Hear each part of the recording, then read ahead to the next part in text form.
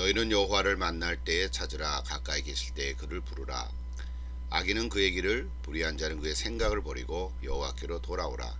그리하면 그가 긍휼히 여기시리라. 우리 하나님께로 돌아오라. 그가 너그럽게 용서하시리라. 이는 내 생각이 너의 생각과 다르며 내 길은 너의 길과 다름이니라. 여호와의 말씀이니라. 이는 하늘이 땅보다 높음 같이 내 길은 너의 길보다 높으며 내 생각은 너의 생각보다 높음이니라. 이사야 54장 6절에서 9절 말씀입니다. 안녕하세요. 오늘 10월 5일 월요일 강의를 시작합니다. 오늘의 주제는 하나님 곧 신론에 관한 부분인데요. 삼일체 하나님에 대해서는 다음 주에 계속 강의를 하겠습니다. 그래서 오늘도 여러분 강의를 들으시고 또 피드백을 그러나 하루 연장해서 10월 9일 금요일까지 제출해 주시면 될 것 같습니다.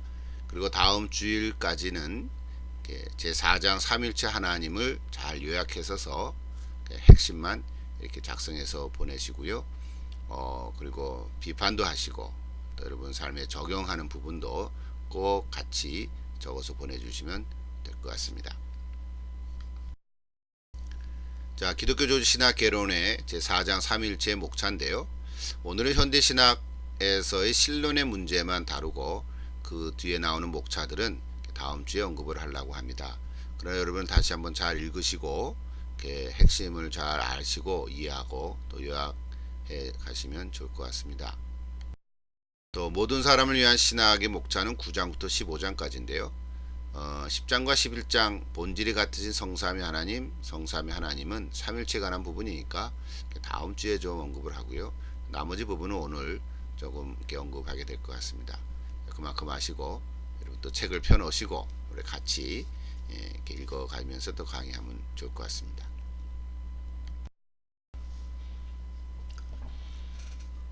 자, 오늘 강의 주제의 흐름을 이렇게 언급합니다. 먼저 첫째로 현대신학에서의 신론의 문제, 이거는 밀리오리의 책을 중심으로 잠깐 언급을 하게 될 것 같고요.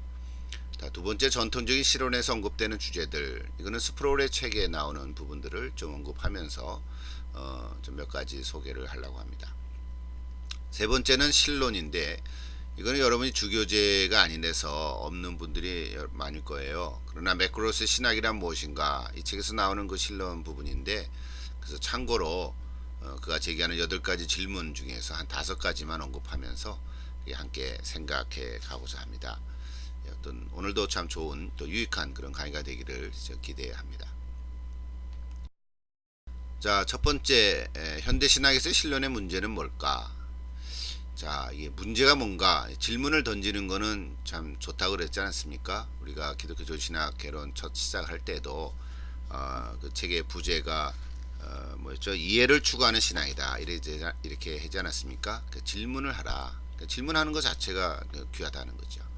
근데 이제 지금 밀리오리가 이게 소개하면서 우리 신론에 대해서 비판을 하는데 제일 중요한 비판 중에 하나가 뭐냐, 이런 표현을 썼어요.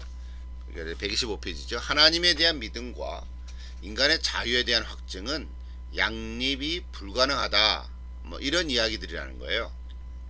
그러니까 우리가 하나님을 믿고 있는데 반해서 인간의 자유에 대해서 이게 서로 이렇게 상반됐다는 거죠. 특별히 거기 소개하는 포에르바하, 이분은 뭐랄까, 사실은 이제 신학 공부를 했지만 사실 철학자라고도 볼 수 있죠. 신학을 공부했지만 이제 포기하고 이제 철학을 더 공부하게 됐습니다. 그래서 그는 이런 표현을 썼어요. 여기 하나님은 인간 자신의 숨은 잠재력의 투사일 뿐이기 때문에 인간은 종교 속에서 자신을 빈곤하게 만든다, 뭐 이렇게 지금 문장으로 표현했는데, 뭐랄까 좀 설명을 하면, 신이라는 것이 뭐냐면 사람이 자기의 손과 이상을 이렇게 투사했다는 거죠. 그러니까 실제로 하나님 신이 존재하는 게 아니라 인간이, 그래서 포에르바라의 그 사상 중에 인간학적 유물론을 얘기하거든요. 그러니까 자기의 소원과 이상을 객관적 세계로 투사해서 마치 그것이 독립된 실체인 것처럼, 그러니까 일종의 상상하는 것에 불과하다, 이런 얘기를 하는 거예요. 그러니까 상상 속에서 만족을 채우려는 하나 인간의 행복 추구다. 이것이 이제 신의 정체라는 거거든요. 우리는 좀 동의할 수 없겠죠. 그래서 어쨌든 지금 이제 왜 이렇게 소개하냐면 오늘날 우리 현대 신학에서 하나님에 관한 이론들에 대해서 지금 비판하는 사람을 소개하는 거죠. 또 여러분 잘 아는 그 지그문드 프로이드는 심리학자죠. 뭐 더 언급 안 해도 여러분 잘 아시겠지만 사람이 만들어 놓은 거 아니나 사람이 만들어 놓은 거다. 생각 속에서 만들어 놓은 것이 하나님이다. 하나님에 대한 믿음이라는 것은 유아적인 환영이다. 하나의 환상 속에 있는 거다. 이제 그런 얘기고, 또 칼 마크스도 마찬가지죠. 공산주의의 그 배경이 된 이론적인 배경이 된 사람이잖아요. 사실은 철학자죠. 물론 아버지는 목사였었지만 종교는 민중의 아편이다. 뭐 이런 얘기들을 우리가 이렇게 알고 있는 얘기들입니다. 자, 이런 얘기들을 이제 소개하면서 그다음 계속 나오네요. 자, 그래서 과연 문제가 뭐냐? 하나님은 역사 속에서 실존 하는가, 현존하는가? 여러분 사신신학, 하나님 죽었다 이런 말 들어본 적이 있으신지요? 이게 1966년 2월 16일 날 타임지에 이런 기사가 실렸어요. 그러니까 하나님은 죽었다, 뭐 이런 기사가 실려가지고 한번 센세이션을 일으켰죠. 그러나 사실 반짝 고개를 내밀었다가 이제 사실 사라져버리고 말았던 건데, 거기 우리는 좀 익숙하지 않은 그런 학자들의 이름이 거기 있습니다. 폴 뷰렌이라든지 해밀턴, 알타이저 뭐 이런 분들인데요. 이런 분들이 왜 이런 얘기를 했냐 하는 배경을 또 들어보면 좀 이해할 만은 해요. 그 제2차 세계대전이 일어났지 않습니까? 그러니까 유럽의 그 선진 국가들의 그 지성인들이 전쟁을 하고 또 600만 유대인을 학살하면서 하나님은 이제 없다. 뭐 이런 이야기들을 한 거죠. 글쎄, 그 철학적인 배경으로 보면 또 니체 사상도 거기에 한몫했다고도 볼 수 있겠고, 뭐 어쨌든 그 시대적인 그 상황 속에서 등장했던 그런 사상 중에 하나입니다. 우리가 동의하진 않지만 이해할 필요는 있겠죠. 그런 거였구나, 이렇게 이해를 여러분은 이제 하시면 되겠습니다. 또 최근에 있는 이제 과정 신학, 이것도 화이트헤드의 그 철학 사상을 이제 좀 이어받아 가지고 또 존 카비라든지 이런 학자들이, 신학자들이 좀 더 잘 다듬어서 신학적으로 표현했던 부분들입니다. 그래서 하나님에 대해서 하나님은 움직이신다, 역동적이시다, 그렇죠, 과정적이다, 뭐 이런, 또 여기 보니까 관계적이다, 뭐 이런 표현들을 하고 있습니다. 또 하나 더 소개하는 신학 사상은 페미니즘이죠. 여성 신학입니다. 이 부분 나중에 또 뭐 그 질문 하나 더 던질 수 있겠습니다만, 하나님에 대한 그런 전통적인 그런 이미지에 대해서 이제 반기를 들고, 과연 하나님은 아버지이신가? 그래서 하나님은 남성이신가? 이런 질문을 던진단 말이죠. 그렇다고 그럼 하나님은 여성이신가? 뭐 그런 얘기는 아닌데, 어쨌든 이 여성 신학자들의 나름대로 독특한 그런 이미지들이 있습니다. 자, 그것을 우리는 좀 어떻게 이해해 가야 할 것인가? 뭐 이런 질문들을 우리 현대 신학에서 계속 하나님의 관계에 대한 이론들로 던지는 거죠. 그래서 여러분 이거는 무조건 다 동의하지 않죠. 그러나 이것을 이해하고 또 함께 대화하고 뭐 이런 부분들은 우리 신학을 하는 사람, 또 신학도로서는 좀 이렇게 지평선을 넓혀갈 그럴 필요는 있다고 생각을 합니다. 그러나 사실 밀리언이가 이걸 소개하면서 그 다음 페이지에 썼는데 같이 가보십시다. 자, 이런 질문을 던진 이유는 이렇게 비난의 목록을 나열하려고 한 것이 아니라, 거기 썼죠. 신학의 가장 근본적인 질문이 무엇인가? 이거를 좀 우리 생각해 보자는 거죠. 오늘날 우리가 이 시대에 같이 살고 있으니까 분명히 하나님 살아계시고 하나님을 믿지만, 그렇다면 근본적인 질문이 뭐냐? 근본적인 문제가 뭐냐 이거지. 이제 그런 얘기를 하고 있는 거예요. 거기 127페이지에 이렇게 던지죠. 우리 기독교 공동체가, 즉 교회가 예배를 드리고 선포하는 하나님이 과연 누구신가? 여러분 누구시라고 생각해요? 우리가 알지만, 자, 이렇게 신학적으로 표현해 보는 거예요. 그 하나님은 인간의 성숙과 자유의 적인가? 이게 적이라는 단어를 썼는데, 그러니까 아니면 친구인가?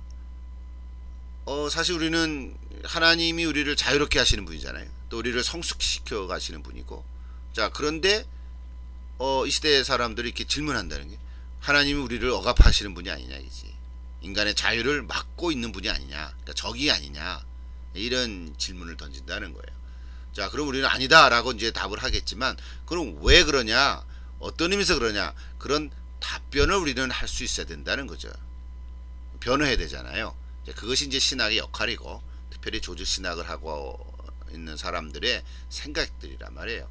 아, 나 예수 믿고 그냥 하나님 믿고 하나님 나를 자유롭게 하시면 아멘 감사합니다, 이거로 끝나면 좋은데, 옆에 사람이 질문을 하니까 과연 하나님이 나의 자유를 억압하신 분이 아니냐, 이거 하지 말라, 이거 해라 하지 말라, 이런 부분이 많지 않냐, 그러면 그런 질문을 받을 때 이를 어떻게 설명해야 되냐, 이제 그런 입장에서 지금 그런 그 관점에서 우리는 이런 생각들을 하고 또 이런 사고 훈련을 하고 이제 답변을 해가야 되지 않냐, 이제 이런 얘기를 지금 밀요리가 하고 있는 거라는 거죠. 자, 두 번째 또 질문도 비슷한 논리예요. 하나님은 자신의 주권적 권능을 잔인한 권력으로 행사하는 분이신가, 아니면 엄청나게 비싼 값을 치르며 사랑하는 분이신가? 자, 여러분도 한번 생각해 볼 수 있겠죠. 자, 구약 성경을 보면 이방 민족을 다 이렇게 죽이라고 죽이라고 그러지 않았습니까? 전쟁을 또 하시고, 예. 그러나 또 신약을 보면 또 예수 그리스도를 통해서 또 사랑하는 게 나오고, 자, 이런 상반된 표현들인데, 그다음 구약은 버릴 건가? 그거 아니잖아요. 그럼 어떤 면에서 아닌가? 이런 생각들을 하고 그거를 말로 글로 표현할 수 있어야 된다 이거죠. 여러분이 이제 우리 조직신학을 공부하는 이유, 뭐 딱딱하고 재미없는 것이 아니라 우리 현실의 상황 속에서 이런 것들을 좀 같이 부둥켜 안고 답변해 가야 된다는 거죠. 또 하나님 화해와 평화의 원천인가, 아니면 폭력과 전쟁의 원인인가, 뭐 이런 얘기들도 같은 맥락에서 우리가 얘기를 하려고 합니다. 자, 그러니까 오늘 이 첫 장에서 밀요리가 질문을 던지면서 우리로 하여금 근본적인 질문은 뭐냐, 이걸 우리가 좀 생각해야 되지 않겠냐, 이것을 지금 얘기를 하고자 하는 것입니다. 자, 오늘 요까지 부분을 마치면서 여러분이 생각하는 이거 피드백 하나 적어 보십시오. 신학에 있어서 가장 근본적인 기본적인 질문은 무엇일까? 예, 지금 이제 밀요리는 전통적인 신학에 대한 신론에 대한 비판과 비난하는 사람이 많은데, 우리는 이걸 어떻게 생각할 건가, 이 질문이 가장 근본적인 질문이다, 이렇게 지금 시작을 하고 있는데요. 자, 여러분은 어떻게 생각하시는지 그것도 한번 피드백 한번 적어 보십시오. 예. 그래서 밀요리는 전통적인 방법이 아닌 다른 길을 택해야 할 것이다 라고 말하고 있는데, 그 다른 길이 뭘까 한번 가보십시다. 자, 다른 길을 한마디로 얘기하면 성부 성자 성령 삼위일체 하나님이다, 이렇게 답을 내놨어요. 그래서 밀요리가 이번 장의 이 4장의 제목을 신론이라 하지 않고 아예 처음부터 삼일체 하나님, 아마 이렇게 적어뒀던 그런 동기가 있었던 것 같아요. 자, 그래서 밀요리는 삼위일체를 올바로 이해하려면 불가사의하고 사변적인 교리가 아니라 복음의 메시지에 적합하고 일치하는 이해로서 추구해야 할 부분이다, 이렇게 이제 강조를 했습니다. 다음 주에 삼일체 강의를 해야 될 텐데, 참 이게 짧은 시간에 이걸 다 얘기하려니까 부담도 되고요. 사실은 또 표현을 잘 해야 될 텐데 하는 생각도 좀 있고요. 그래서 여러분께서 삼일체에 대한 부분을 먼저 잘 좀 정독을 하시고 좀 준비를 하시면 좋을 것 같기도 합니다. 자, 그러니까 삼일체 하나님이 이게 그냥 사변적이 아니다라는 거죠. 밀요리는 사변적이나 이해할 수 없는 그런 거 아니라, 뭐 이해하기가 어려운 부분은 있더라도 이 삼일체 하나님이 오늘 이 시대에 많은 사람들이 신론에 대해서 비난하고 비판하는 부분에 대한 해답이다, 이렇게 얘기하고 있는 거죠. 예, 해답이다. 여러분도 동의하십니까? 자, 그래서 이 밀요리 책이 여기서 잠시 오늘은 여기까지 부분만 하려고 그래요. 자, 128페이지에서 뭐죠? 129페이지. 요 뭐 몇 페이지 안 되잖아요. 여러분 다시 정독하시면서 여러분 어떤 부분에서 이 지금 밀요리의 이 질문에 동의하고 있는지, 또 나는 동의할 수 없는지 여러분의 견해를 한번 잘 이해하고 이렇게 적어 보시면 좋겠습니다. 예. 또 삼일체 하나님 전체에 대해서는 다시 좀 읽으시고, 또 핵심과 또 비판과 적용을 요약문으로 잘 작성해서 다음 주일까지 이렇게 제출하시면 좋을 것 같습니다. 삼위일체론의 뭐 성경적인 뿌리라든지요, 예, 그런 부분들, 또 고존적 삼위일체론이라는 게 그게 뭐냐, 또 그래서 우리 신론이 오늘날 많은 경우에 왜곡돼 있어서 비판을 받고 있는데 그런 게 아니다, 이런 얘기들을 쭉 하고 있지 않습니까? 그래서 삼위일체론을 재진술해야 된다. 그렇게 해서 이제 그 챕터를 이제 마무리하고 있습니다. 하여튼 다음 주 강의에 여러분 또 준비하시면 좋을 것 같습니다. 자, 두 번째 강의 주제는 사실 좀 돌아와 가지고요. 이제 신론에 성급하는 보편적이고 일반적인 그 주제들은 이렇습니다. 자, 하나님에 관한 지식이 뭐냐? 여러분 신학 책들의 기본적인 것들을 보면 이런 얘기들을 하고 있죠. 자, 먼저 하나님의 존재, 존재 양식, 존재 증명, 뭐 이런 것들을 이제 언급한 책들이 많이 있거든요. 여기서는 지금 그거 뭐 얘기할 시간도 없고, 여러분이 이제 책들을 좀 보시고요. 아니면 뭐 인터넷에 들어가서 하나님의 존재 증명 뭐 이런 거 치면 다 정리가 잘 돼 있습니다. 이런 관심 있는 분들은 좀 읽고 정리하시면 좋을 것 같고요. 또 하나님의 속성, 뭐 이것도 그렇죠. 크게 두 가지로 늘 구분되어 있습니다. 하나는 비공유적 속성, 하나는 공유적 속성. 비공유적 속성은 사람과 같이 경험할 수 없는 속성이죠. 하나님만 가지고 있는, 그러니까 절대적 속성이다. 그렇죠. 자존성 그랬는데, 자존성이라는 것은 스스로 있다, 그런 얘기죠. 하나님은 스스로 있는 분이시죠. 하나님은 누구에 의해서 만들어진 분이 아니라는 거죠. 뭐 우리 사람들이 그런 질문 하잖아요. 이 자연을 누가 만들었냐? 하나님 만드셨다. 그럼 하나님은 누가 만드셨냐? 하나님 만드신 분이 또 있다. 그럼 그 하나님은 또 누구냐? 뭐 이렇게 거슬러 올라갈 수 있잖아요. 이건 꼬맹이라도 질문할 수 있잖아요. 하나님이 계시다. 그럼 그 하나님 누가 만들었어? 뭐 이런 얘기도 하잖아요. 그러나 하나님 누가 만드신 분이 아니죠. 하나님은 원래 스스로 계신 분이시다. 그분이 하나님이시다. 이런 얘기죠. 그러니까 굉장히 우리가 다 이해할 수가 없죠. 솔직히 이해할 수가 없지만 이제 말로 표현으로 그렇게 하는 거죠. 하나님은 주관자시다. 모든 것을 다스리는 분이시다. 주권자시다. 뭐 이렇게 얘기를 하는 거죠. 자존성, 이것이 이제 비공유적 속성의 이제 대표적인 그 표현입니다. 또 불변성, 또 변하지 않잖아요. 또 무한성, 우리 영혼을 몰라요. 우리는 영원 무궁하다는 거잖아요. 영원, 시간적으로 과거, 현재, 미래, 영원성. 또 편재라는 것은 무소부지하죠. 안 계신 곳이 없다. 안 계신 곳이 없다. 어디나 계시다. 전지전능하신 이런 용어들이에요. 여기서 다 언급하기 시간이 없어서 그런데요. 우리 보통 성경에서 성경 공부할 때 또는 제자 훈련이나 제자 양육할 때 이런 주제들을 언급을 합니다. 그래서 거기에서 좀 자세하게 우리가 얘기할 수 있고요. 또 뭐 한두 시간씩 또 토론도 할 수도 있는데, 그런 것들을 한 번씩 좀 깊이 있게 좀 들어가 보면 참 좋을 것 같습니다. 혹시 여러분 제임스 패크가 쓴 그 하나님 아는 지식, 자 옛날 그 고전적인 책인데, 그런 것들을 보면 그 하나님의 그 속성들을 좀 많이 그 재밌는 스토리로 이렇게 스토리기보다는 이렇게 설명하는 마음 그런 문장으로 이렇게 좀 책을 쓴 것이 있습니다. 여러분도 한번 읽어보십시오. 하나님 아는 속성, 또 성령을 아는 지식, 하나님 아는 지식, 성령을 아는 지식, 그리스도 아는 지식, 이렇게 책들을 많이 이제 썼죠. 자, 그래서 비공유적 속성, 여러분들이 그것을 좀 이해하면 좋겠고요. 또 공유적 속성은 사람에게도 있는 속성이죠. 여러분, 하나님 거룩하시다. 그러니까 너희도 거룩하라. 거룩이 뭔지 알잖아요. 우리가 성결하고 깨끗한 거잖아요.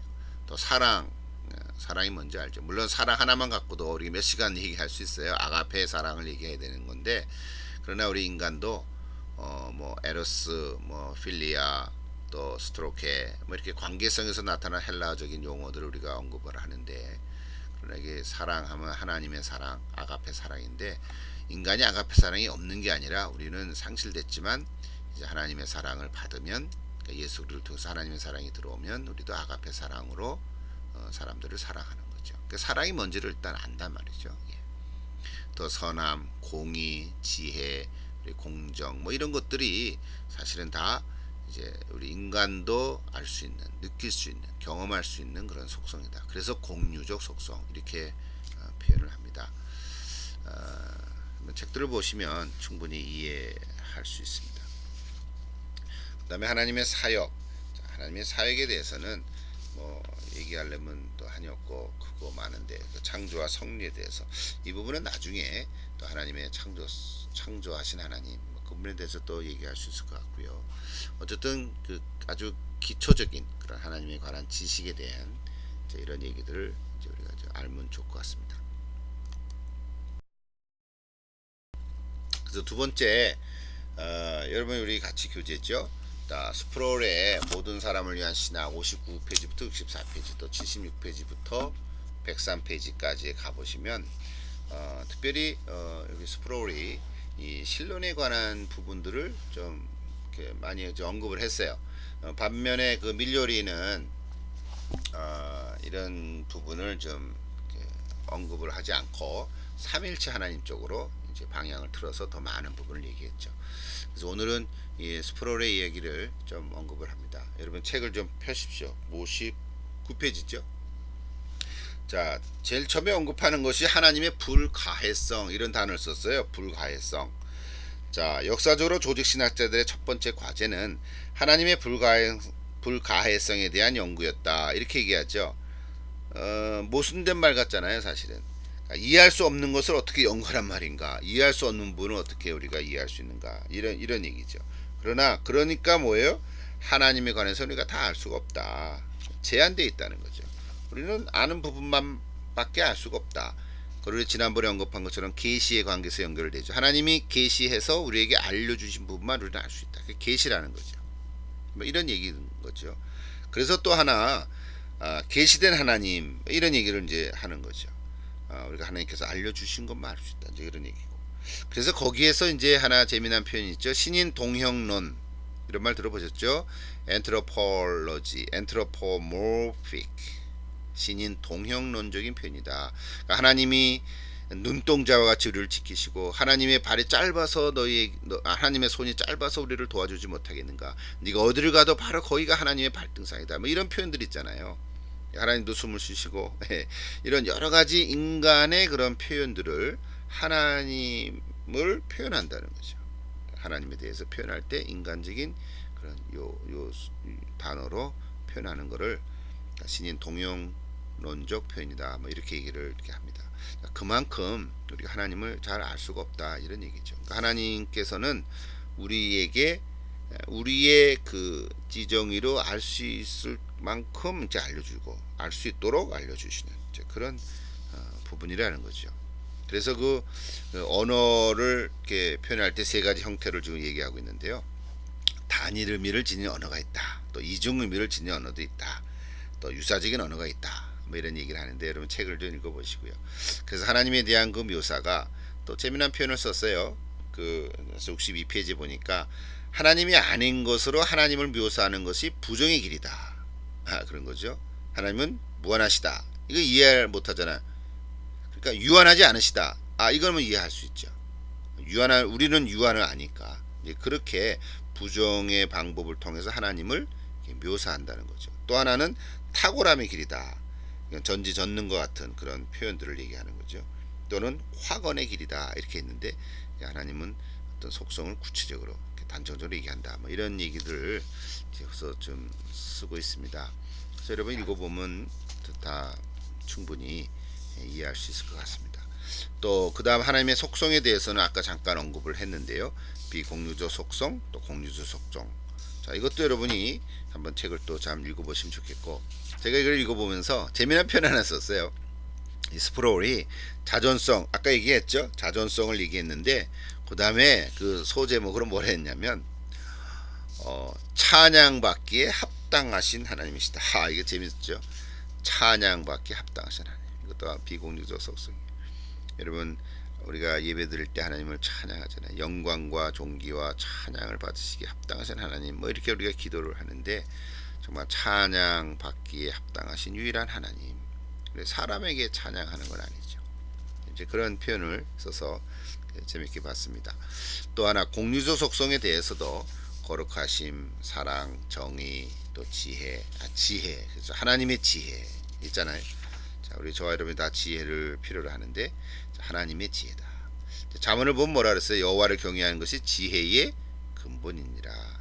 이런 부분들은 우리가 하나님을 통해서 이렇게 지혜를 갖게 된다, 이런 얘기입니다. 또 하나님의 뜻에 대해서도 언급하고 있어요. 자, 여러분이 그 챕터는 좀 읽고 잘 이렇게 이해하고 정리하면 좋겠죠. 88페이지입니다. 자, 하나님의 뜻. 만약에 이제 제가 강의를 한다면 이게 신학 강의가 아니고 성경 우리 교회 안에서 어떤 주제를 얘기해도 하나님의 뜻, 또 특별히 나를 향한 하나님의 뜻이 뭘까? 뭐 이런 질문들을 많이 하잖아요. 여러분을 향한 하나님의 뜻이 무엇입니까? 이렇게 질문할 때 여러분 뭐라고 답변할 수 있겠어요? 잘 모르겠습니다. 그러십니까? 그렇게 얘기하면 안 되고, 자, 나를 향한 하나님의 뜻이 있죠. 근데 우리가 이런 질문을 물을 때의 그 동기와 어떤 이유가 뭐냐면 보편적인 하나님의 뜻이 아니라 좀 구체적인 뜻을 찾고자 하는 거 아니겠어요? 그러니까 보편적인 하나님의 뜻은 뭡니까? 성경에 나와 있죠.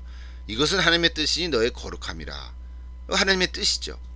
항상 기뻐하라, 쉬지 말고 기도하라, 범사에 감사라. 이는 너희를 향하신 하나님의 뜻, 그리스도 안에서 너희를 향하신 하나님의 뜻이니라. 잘 아시잖아요. 하나님의 뜻이잖아요. 근데 우리 사람들은 그 하나님의 뜻 말고요, 내 인생에 관계된 특별한 하나님의 뜻이 뭡니까? 이런 걸 묻고 싶은 거거든요.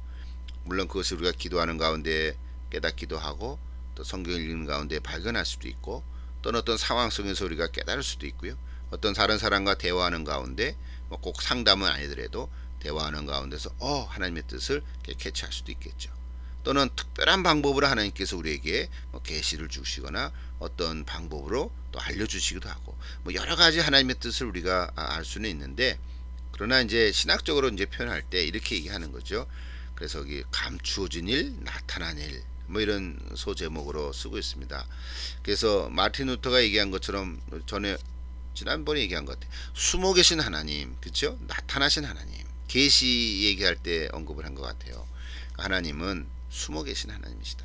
우리에게 나타내신 하나님이시다. 이런 얘기를 하는 거죠. 그러니까 부분적으로만 나타냈다. 하나님의 뜻 가운데는 작정된 뜻이 있고, 그래서 그 주권적으로 이루시는 것을 의미하는데, 하나님이 한번 작정하셨으면 반드시 일어나는 거죠.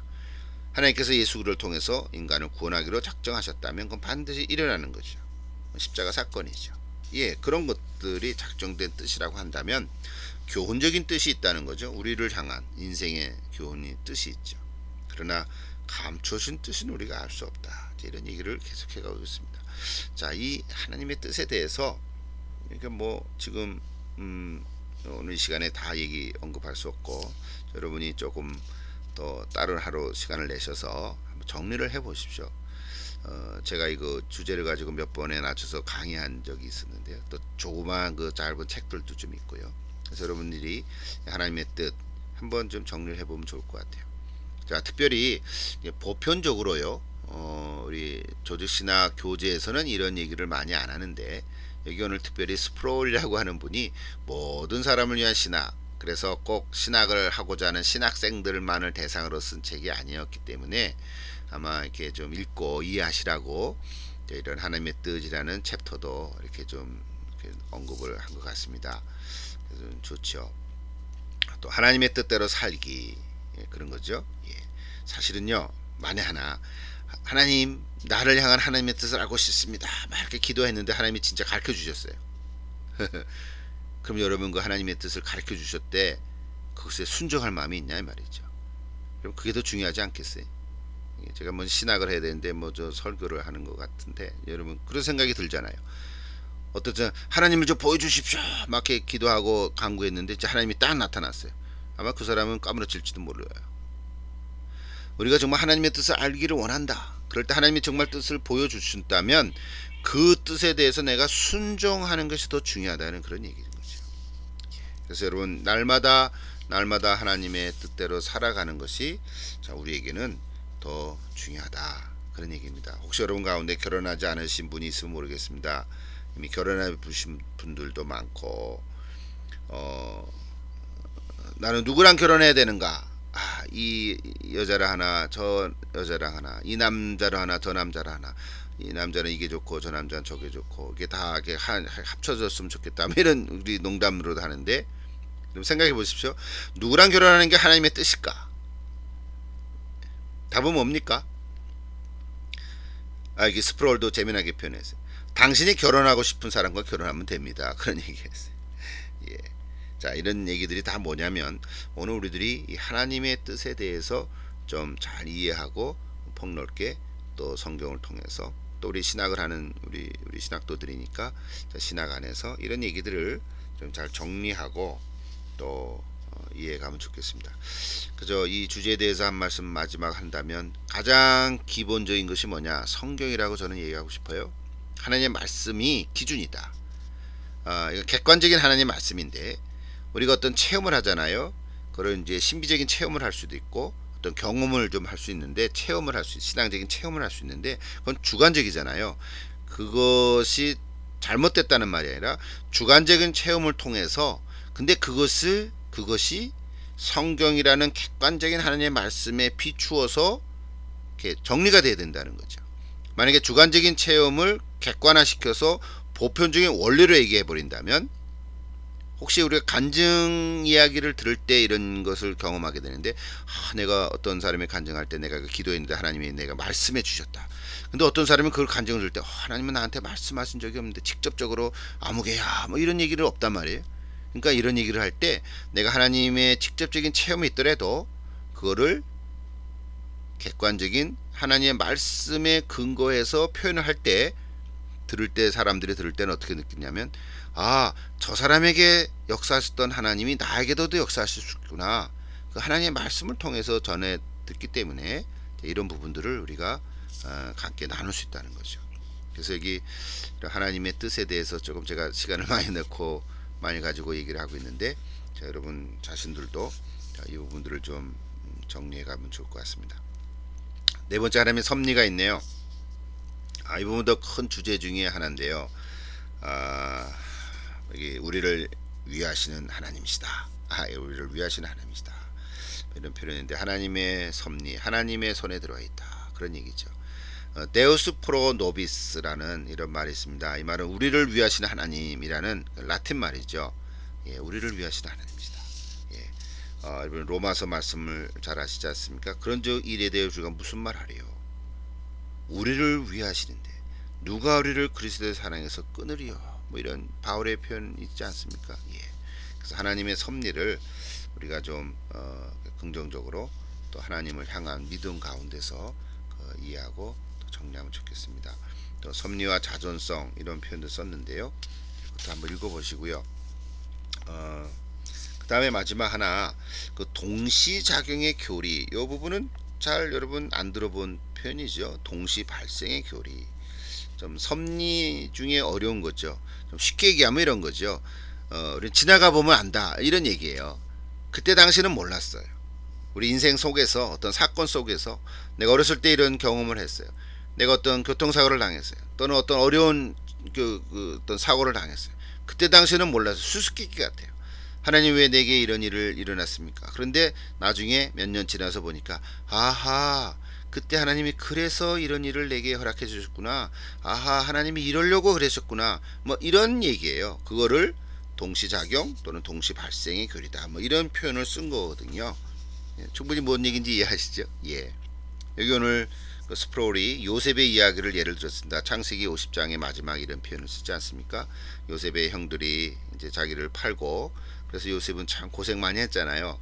이렇게 뭐 감옥에도 가고 오해도 받고 그랬는데 나중에 형들을 만나고 나서 고백한 얘기잖아요.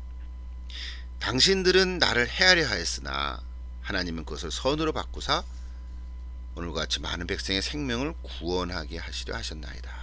자, 무슨 얘기예요?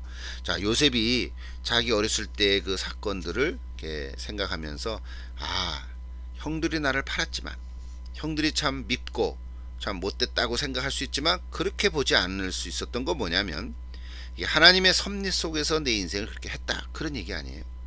그래서 내가 하나님을 대신하리까 이런 얘기 썼어요. 참 멋있잖아요. 멋있다고 하는 표현 이상으로 정말 요셉이 갖고 있는 그 하나님에 대한 인식, 하나님의 섭리, 그렇죠? 그래서 하나님의 섭리는요, 우리 어떤 내가 선택하고 결정한 어떤 어떤 삶에도 불구하고 하나님은 항상 모든 것을 선으로 바꾸시는 하나님이시다. 이제 이런 고백이죠. 여러분에게도 이런 신앙적인 체험이 있으라고 생각합니다. 이 동시작용의 교리, 동시 발생의 교리 이런 단어는 오늘 처음 들었는지 몰라도 자 내용이 뭔지는 이제 충분히 이해하셨으니까 자 그 이야기를 여러분 하나의 메시지로 여러분 삶 속에 이런 얘기가 있으면 하나 피드백으로 적어서 또 세 번째로 한번 적어보십시오. 여러분이 얼마나 잘 이해했는지 보고요. 또 한번 같이 나가면 좋을 것 같습니다.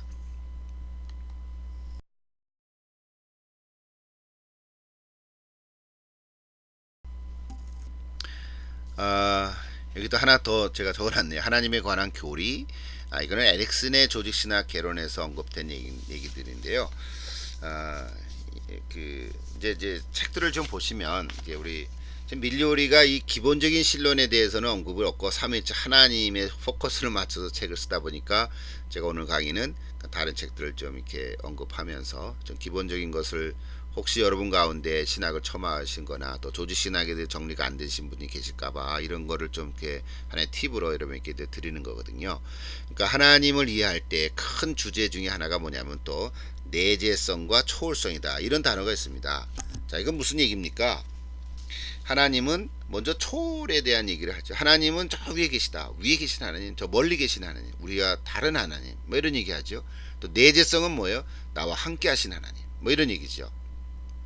그래서 이 하나님에 대해서 하나님의 초월성과 내재성이 함께 있는 거죠. 이 놀라운 거죠, 사실은. 저 멀리 계신 하나님 바로 나와 함께 하고 계시다. 임마누엘이라고 그러죠. 우리가 임마누엘. 그래서 창조의 하나님도 알아야 되지만 임마누엘의 하나님도 아는 거죠. 그래서 이 내재성과 초월성은 우리가 좀 기본적으로 정리할 필요가 있습니다. 자, 내재성에 함축된 의미로서는 이렇게 합니다. 하나님은 자신의 뜻하신 바를 이룸에 있어서 반드시 직접 역사하셔야 된다는 제안을 받지 않으신다. 이런 글이 또 좀 이렇게 강의 소개하면 좀 더 확 안 들어오죠. 예, 그래서 어쨌든 여러분이 이 내재성과 초월성 이런 부분들을 좀 정리하십시오. 뭐 이게 좀 많이 한 몇 가지를 소개하고 있는데 그걸 또 언급해봐야 아까 제가 얘기했던 그런 부분들을 이해하면 될 것 같아요. 또 하나님의 속성과 성격 뭐 이런 얘기들이 있는데 아까 이제 속성에 대해서는 좀 여러 개 언급을 한 것 같고요. 거기에 특별히 에릭슨이 이런 표현을 썼어요. 하나님의 위대하심에 대해서 5가지를 언급했거든요. 그 재미난 거 있어서 하나 소개하려고 그래요. 영성의 그 단어를 썼거든요. 요즘 스피리추얼리티라고 하는 그래서 아예 신학의 한 부류 중에 영성 신학 이런 거가 있어요. 요즘에 관심이 있어서 제가 책들을 좀 보고 있는데 여러분도 관심이 있을 거예요. 그러니까 영성 이것도 조심해야 됩니다. 그래서 우리는 기독교 영성 이렇게 말해야 됩니다. 영성도 너무나도 이게 너무 그 범위가 넓기 때문에 뭐 우리가 얘기하는 뭐 진짜 뭐 무당도 영성이란 말이에요. 그러니까 불교 영성도 있고 그렇죠. 예, 샤머니즘 영성도 있고 이게 다 영성이에요. 또는 심지어 뉴에이지도 영성이 있고 그래서 무조건 스피리추얼리티라고 해서 이것이 우리가 성경에 기반을 둔 기독교 영성이 아닐 가능성도 많거든요. 여러분 일반 서점에 가보시면 기독교적인 책보다는 이 뉴에이지에 관계된 책들이 더 많아요 솔직히. 예, 그래서 우리가 영성에 대한 얘기를 할 때는 좀 조심해서 잘 분별해서 읽으면 좋을 것 같고요. 그래서 이 영성의 기본적인 우리가 동의할 수 있는 건 뭐냐면 하나님은 영이시다. 지금 우리 속성을 얘기하는 거니까 자 하나님의 속성 중에서 이 하나님의 위대하신 부분인데 영성의 언급에서 하나님은 영이시다 이런 얘기예요. 이게 영에 대한 이제 언급을 더 해야 되는데 하나님은 영이시다. 예, 하나님의 영의 본체는 거죠. 예, 그러니까 천사도 영이죠. 천사 레벨은 영의 영적 피조물이라 했잖아요. 우리 사람은 영과 육으로 함께 만들어진 유일한 독특한 존재죠.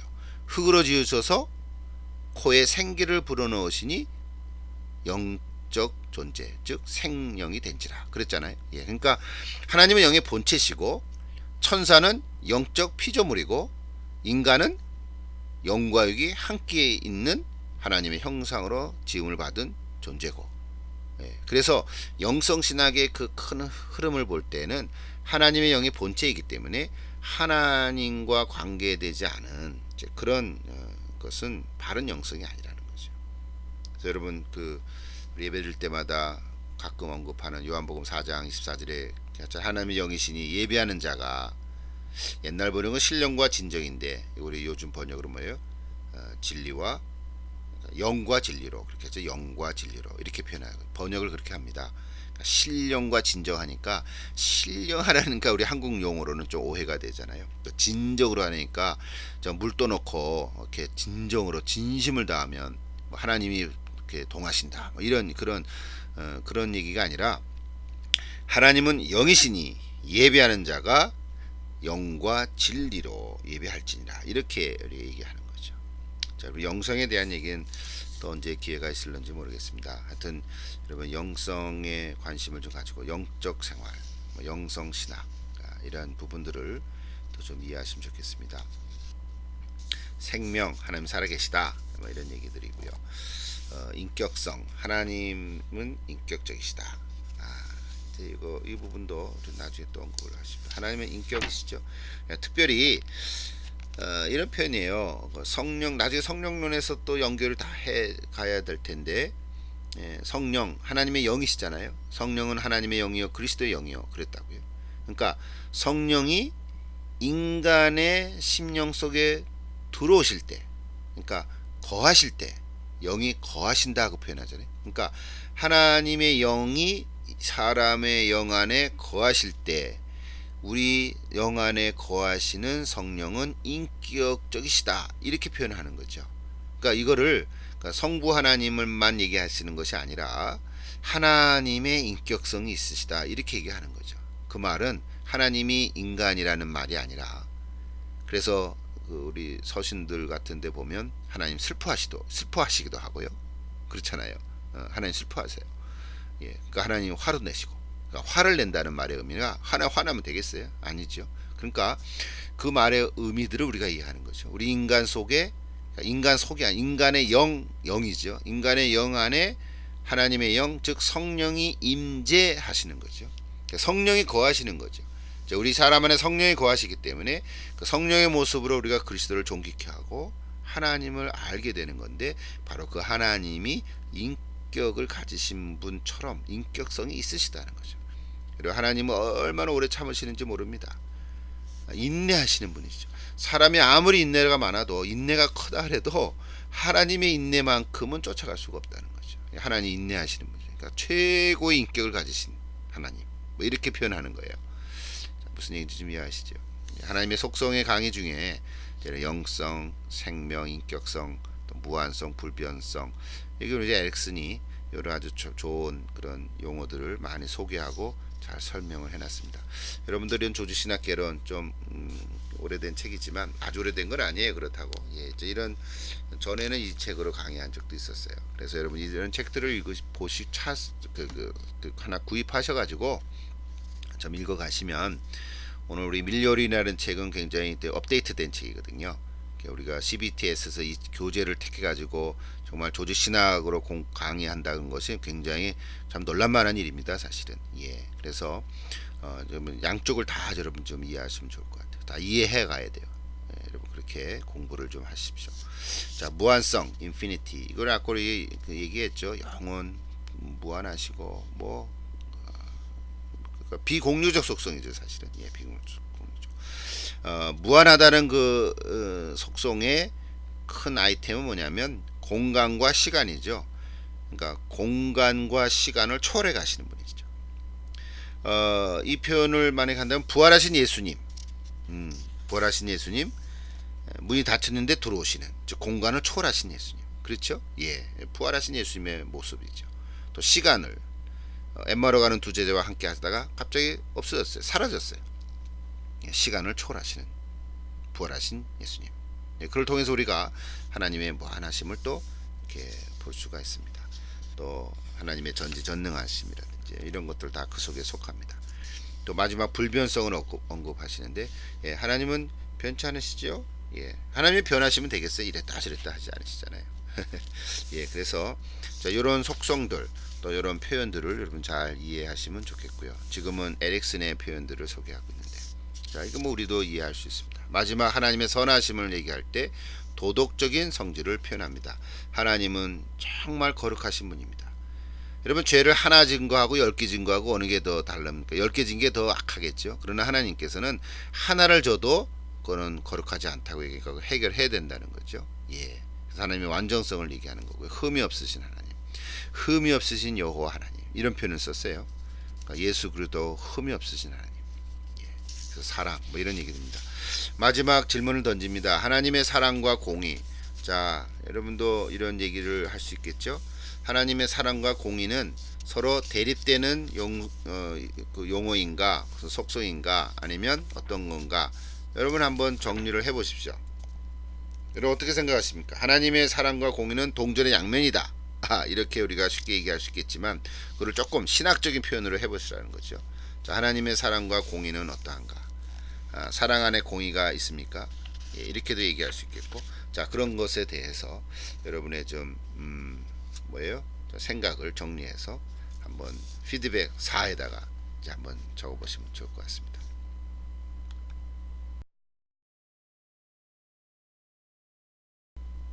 자, 마지막 주제 강의입니다.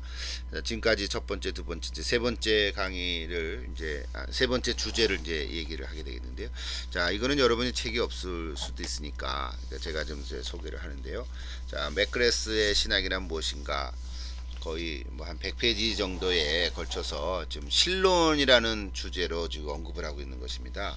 그러니까 우리 전통적인 조지신학 개론에 가면 신론하면 앞서서 얘기했던 하나님의 존재, 뭐 존재 증명, 하나님의 속성, 뭐 사역 이런 것들로 쭉 이렇게 연결되어 있거든요.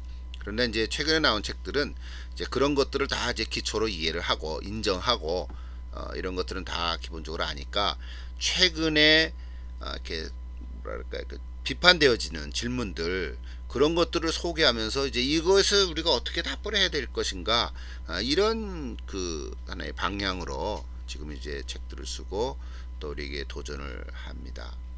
그러니까 이런 질문을 던진다 해서 그분들이 어떤 전통적에서 벗어난 분들이 아니라고요. 그러니까 우리는 이런 책들을 접하면서 이제 현재의 우리가 논의되고 있는 그런 쟁점들을 이렇게 간접적으로 접하면서 생각들을 해가는 거죠. 자, 여러분 이미 화면이 떴으니까 벌써 다 읽어봤겠지만, 첫째로 하나님은 남성인가? 여러분 어떻게 생각하세요? 이거를 지금 실제로 맥그레스가 그 책에서 던지는 질문의 첫 번째예요. 신론이라는 챕터에서 그 책을 쓰면서 뭐 하나님 속성 이런 얘기를 하는 게 아니라 하나님 존재한가 이런 얘기를 쓴 게 아니라 하나님 남성인가 이렇게 첫 번째로 텅 던지는 거예요. 하나님은 인격적이신가? 하나님도 고난을 당하시는가? 하나님은 전능하신가? 하나님은 세상 속에서 활동하시는가? 오늘은 그 5가지만 얘기하고요. 그 6, 7, 8은 나중에 하나님은 창조주신가? 우리 창조론에 대해서 5장 주제죠. 그때 저 언급을 할 수도 있겠고, 뭐 이제 그때는 이제 맥그레스 책 인용할 필요는 없겠죠. 우리 기독교 조직 신학이 있으니까. 또 하나님은 악을 허락하시는가? 신정론이라 그래요 보통. 6장의 주제가 그거죠. 또 하나님은 성령이신가? 성령론의 주제인데 이제 10장에 그 주제가 나오죠. 이번 강의에서는 이제 10장까지 넘어가진 않겠지만, 예, 어쨌든요. 그래서 이번 마지막 이 8가지 질문을 맥그레스가 자기 책에서 신론의 챕터에서 던지거든요. 그래서 이제 제가 이 5가지만 좀 언급을 짧게 하면서 여러분의 피드백을 좀 이렇게 좀 쓰시라고 소개를 합니다.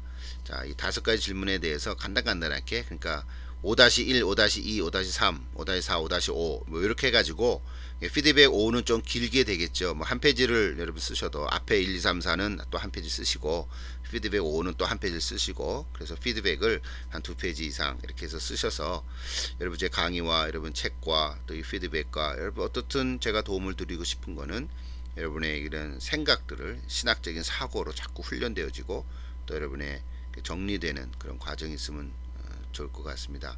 자, 잠깐 한 가지씩 언급을 할게요. 넘어가 보십시다. 자, 첫째, 하나님은 남성인가? 자, 여러분의 생각을 피드백 5-1로 해서 적어 보십시오. 자, 남성인가? 아니요. 그럼 여성인가? 아니요. 그럼 뭡니까? 하나님은 성이 없습니다. 예, 그렇게 얘기하겠죠. 그러면 그걸 좀 신학적인 표현으로 해보라는 거죠. 자, 성경에서 사용된 하나님은 남성 언어를 사용하고 있는 게 사실이잖아요. 가부장적인 사회와 문화와 그 시대 속에서. 그렇죠? 그래서 하나님은 아버지다 이렇게 표현하거든요. 그러니까 데오스도 사실은 남성형이거든요. 자, 그러니까 남성적 언어를 사용한다고 해서 하나님이 남성이라는 것을 뜻하는가? 그런 건 아니죠. 하나님은 성별이 없다고 우리가 얘기를 하는 거죠. 하나님은 영이시니 그랬어요. 영이 무슨 성별이 있어요? 없죠. 그러니까 이것은 성별이라기보다는 근본적으로 관계를 나타내는 관념이다. 이렇게 말할 수 있다는 거죠. 최근에 여성 신학자들은요, 하나님을 어머니라는 개념까지도 얘기를 하고 있어요. 예를 들면 셀리 맥페이그라고 하는 사람이 그 하나님 모델이라는 책을 썼는데요. 거기에서 이제 그런 표현들을 하고 있거든요. 자, 우리가 뭐 그거 다 동의하거나 안 하거나 뭐 그것이 지금 얘기하려고 하는 것이 아니라 최근에 현대에서 최근에 제기되는 질문들이 이런 게 있다는 거예요. 아이고 말 같지도 않네. 여러분 그렇게 그냥 무시하는 것이 아니라 자 이렇게 얘기하는 사람들은 어떤 마음으로 얘기하고 있는가. 거기에 대해서 우리가 어떻게 응답하고 답해야 할까. 답할 필요가 뭐 있습니까? 이렇게 여러분 하지 마시고 신학의 문을 두드리는 신학도로서는 그런 것에 우리가 답변을 하고 어떻게 이해를 하고 서로 함께 가자는 거죠. 그분이 이런 말을 썼어요. 하나님 어머니라고 말한다고 해서 그 의미가 하나님이 어머니라는 것은 아니다. 우리가 하나님을 어머니로도 아버지로도 그리긴 하지만 이 두 말과 그 외 다른 은유들이 하나님의 창조적인 사랑을 표현하기 얼마나 부적합한지 잘 알고 있다. 그럼에도 우리는 이 사랑에 대해 말할 때면 우리에게 친밀하고 소중한 언어, 곧 우리에게 생명을 주고 그 몸을 내어주어 우리를 낳고 보살펴 지켜주는 어머니와 아버지라는 말을 사용한다. 이렇게 인용을 했습니다. 예, 뭐 하나님 아버지, 하나님 어머니, 하나님 어머니 그렇게 기도하면 이상하죠. 우리가 그렇게 안 해왔으니까. 그러나 여러분 여성들은 어떻게 생각하십니까?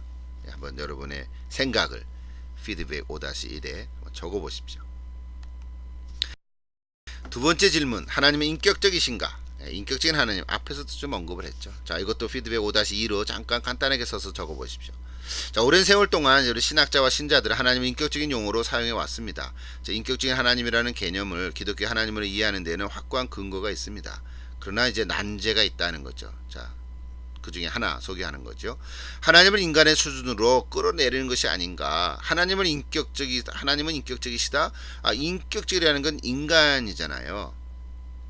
제가 이걸 얘기하면서 전에 우리 그 성도들하고 토론하는데 이런 얘기를 한 적이 있습니다. 자, 우리 강아지하고 사람하고 한번 생각해 보십시오. 저희 집에도 강아지가 있는데요.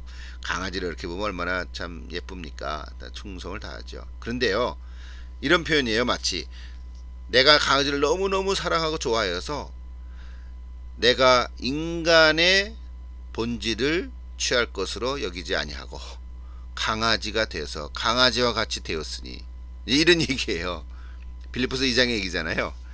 하나님이 하나님의 본체됨을 취할 것으로 여기하지 아니하시고 사람이 되어 사람의 형체를 가졌으니 십자가에 죽으심이라, 그 얘기잖아요. 그래서 우리는 하나님 볼 때 신비스럽다 그러는데, 여러분 만약 강아지들이 우리 사람을 보면 뭐라고 표현할 것 같아요?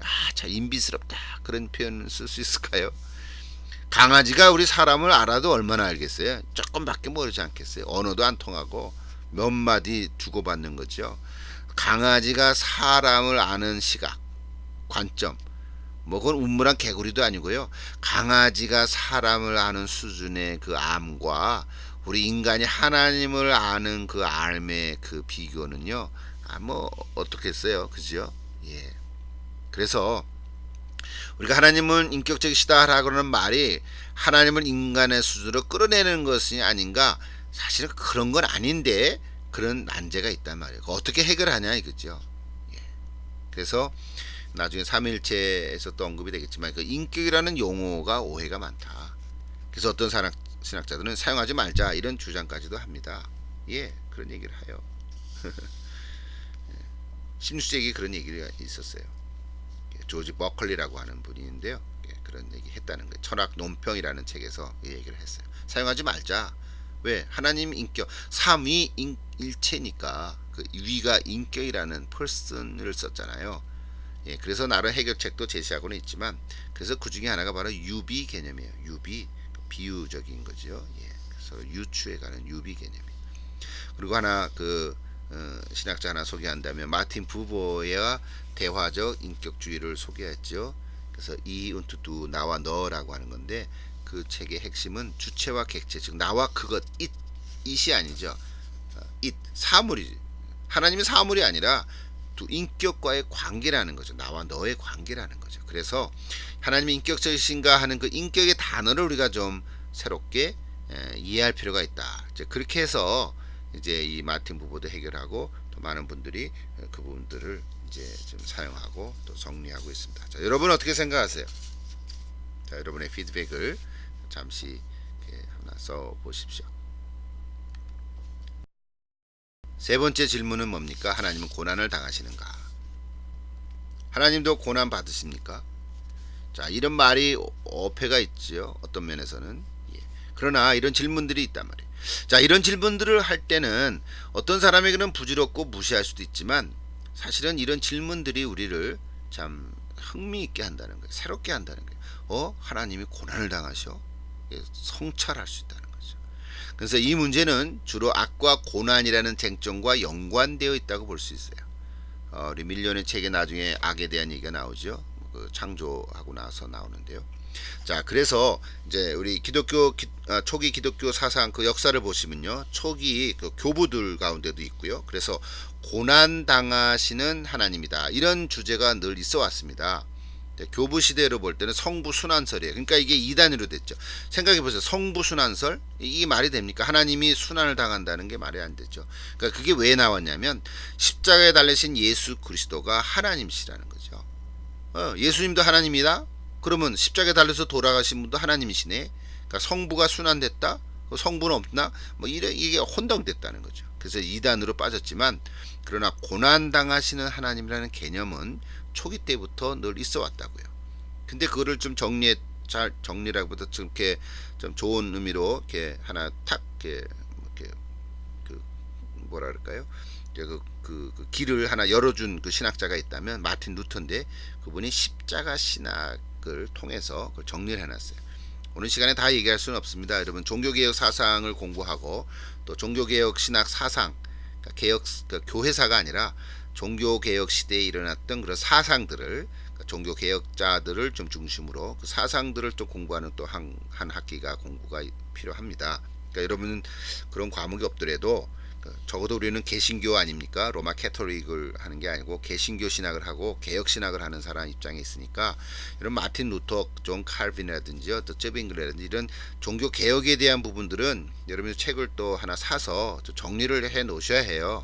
제가 자꾸 얘기하지만 아이고 뭐 우리는 너무 할 게 많습니다. 그런데 할 게 많은 거죠. 예, 그러면 신학을 해야 되니까, 공부를 하러 들어오셨으니까.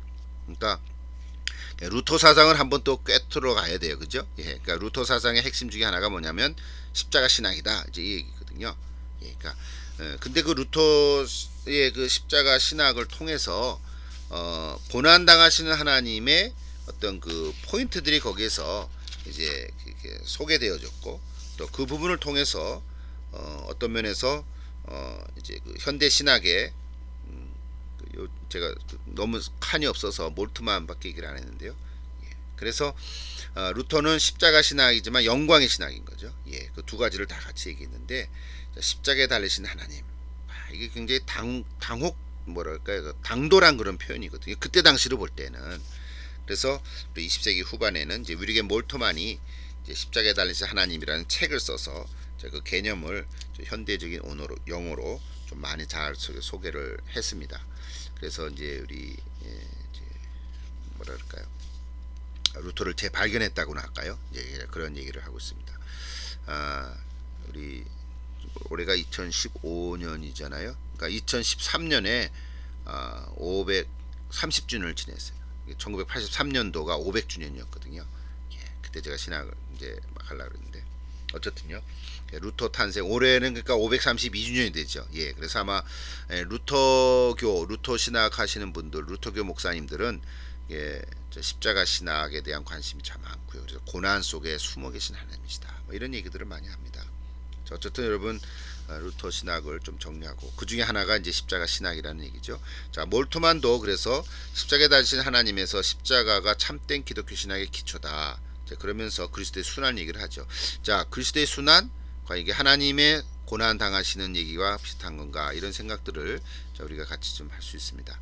자, 여러분의 생각을 또 피드백 5-3으로 간단하게라도 한번 적어보시면 좋겠습니다. 네 번째, 하나님은 전능하신가?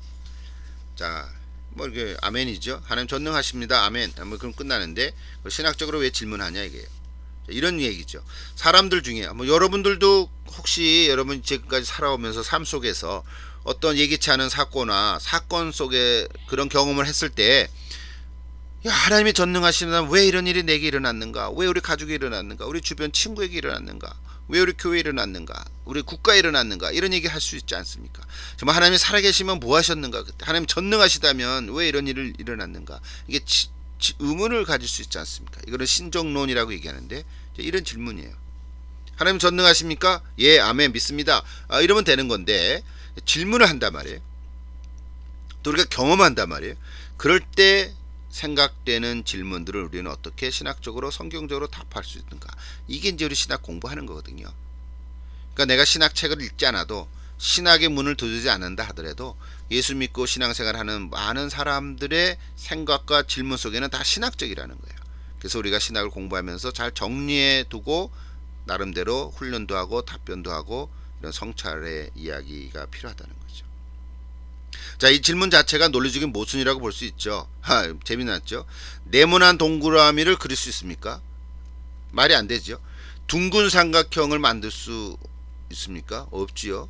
그러니까 하나님은 전능하신가? 이런 질문 자체가 모순이라는 건데, 그래서 이제 우리는 또 어떻게 해결해 가려고 하냐면 전능이라는 단어를 우리가 어떻게 이해하냐, 이게 이제 우리가 좀 생각해가는 하나의 방법인 거예요. 그래서 신학적으로는 그 하나님의 능력을 두 가지로 이렇게 구분을 해갑니다. 그래서 그게 내용이 뭐냐면 절대적인 능력, 우리는 전능하면 절대적인 능력이 있잖아요. 하나님이 못하시는 것이 없잖아요. 그런데 못하시는 것이 없는데 왜 이러냐, 이런 질문에 대해서 하나 던지는 단어가 자기 제한, 이런 단어예요. 자기 제한. 하나님의 자기 제한, 이거를 성경적인 표현하면 자기 비움. 빌립보서 2장 7절에 보면 케노시스가 있잖아요. 자기를 비워. 하나님이 능력 있고 전능하신 분인데 어떻게 십자가에서 돌아가시냐, 그걸 또 그냥 내 깔로 내버려 두시느냐, 이런 얘기인 거거든요. 여러분, 태권도 고단자는요 함부로 발을 올리지 않는다, 그런 얘기를 든 적이 있습니다. 예, 한번 발 쓰면 다치니까 안 쓰는 거죠. 누가 깐짝깐짝하고 이렇게 놀리고 그래도 함부로 안 싸우죠. 그렇죠. 예, 하나님의 능력이 있으시지만, 하나님은 절대적으로 전능하신 분이시지만 함부로 능력을 안 쓰시는 거예요. 참으시는 거예요. 언제까지? 참으실 때까지. 그러다가 심판하시죠. 그러니까 오늘 우리 이 질문에 대해서도 여러분의 생각을 자, 한번 이렇게 좀 나눠보십시오. 여러분 한번 써보십시오. 자, 피드백 5-4에다가 하나님은 전능하신가? 여러분 뭐라고 써보십시오. 마지막이네요. 하나님은 세상 속에서 활동하시는가? 그렇죠. 답하면 되는데 이것도 뭐 질문이 있다니까 그럼 어떻게 해야 되나? 이런 생각을 하는 거죠. 자, 그럼 어떤 의미에서 이런 질문을 하게 되었을까? 또 어떤 의미에서 이런 질문이 우리의 신학적인 사고를 풍성하게 하는 것일까? 이런 얘기를 지금 하라는 거예요.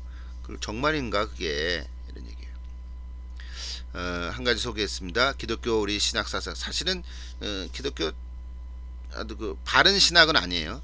그러나 이제 이신론이라는 것이 있어요. 데이즘이라 그러죠. 데이즘, 데이스트. 그러니까 이거는 한마디로 얘기하면 하나님이 천지를 창조하셨는데 그러고 나서는 손 놓고 계셨다, 이제 그런 얘기예요. 우리 인간의 역사에서는 관계 갖지 않는다. 인간이 다 하는 거다. 하나님은 개입하지 않으신다, 그런 얘기예요. 하나님은 인간 역사에 개입하지 않으신다. 예. 이제 과학적으로는 뉴턴의 배경을 가진 그런 사상으로 시작됐지만 버트란트 러셀이라는 사람들이 뭐 이런 얘기죠. 버트란트 러셀은 처음에 예수 믿는 사람이었는데 기독교인이었는데 나는 왜 기독교인이 아닌가, 뭐 이런 책까지 썼어요. 자, 근데 이거는 이제 중세로 보면 토마스 아퀴나스에서부터 시작됐는데 하나 해결하는 부분으로 그 개념을 두 가지로 나눴어요. 하나는 제1원인, 제2원인. 그래서 primary cause, secondary cause라고 그래서 하나님의 행위가 두 가지가 있다. 이제 이런 얘기로 이제 설명을 해가려고 애를 쓴 것입니다. 그걸 다 얘기 못하지만 여러분이 좀 이해하시면 어떨까요? 예를 들면 피아노 연주자는 제일 원인이고 피아노는 2차 원인이다. 그런 얘기예요. 둘 다 필요하죠. 피아니스트는 피아노가 없으면 피아니스트가 아니잖아요. 피아노 없는 피아니스트가 어디 있겠어요. 그렇죠? 예. 근데 피아노는 그냥 덩그러니 여기다 놔두면 아무 쓸모가 없죠. 피아니스트가 그 피아노를 사용해야 되잖아요. 그런 얘기예요. 예를 들면, 그러니까 제일 원인, 제2 원인은 제2 원인, 2차 원인이라고 그랬죠. 뭐 같은 말인데, 예, 제1 원인, 2차 원인 그런 거죠. 그러니까 하나님은 이 두 가지가 다 있으시다는 거죠. 이해하십니까? 예. 최근에는 과정신학이라는 이야기들이 나오고 있는데요. 하나님은 설득을 통해서 일하신다. 사실은 이게 철학자인 화이트헤드, 그 알프레드 노스 화이트헤드에서부터 이제 시작했다라고 이제 의견이 일치되고 있는데요. 이제 과정과 실제다, 뭐 이런 책을 써서 화이트헤드, 참 재미난 그런 사상들이에요. 사실은 그 과정 신학, 그러니까 신학적으로는 과정 신학, 과정 철학, 과정 신학인데 존 컵이라든지 이런 분들이 이제 그 얘기 그것을 이제 아직도 살아 계십니다.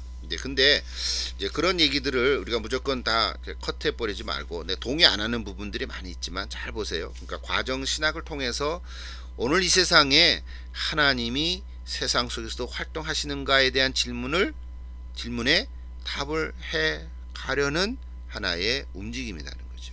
그래서 그 부분 중에서 그렇구나, 이런 생각들을 우리가 할 수 있게 된다는 거죠.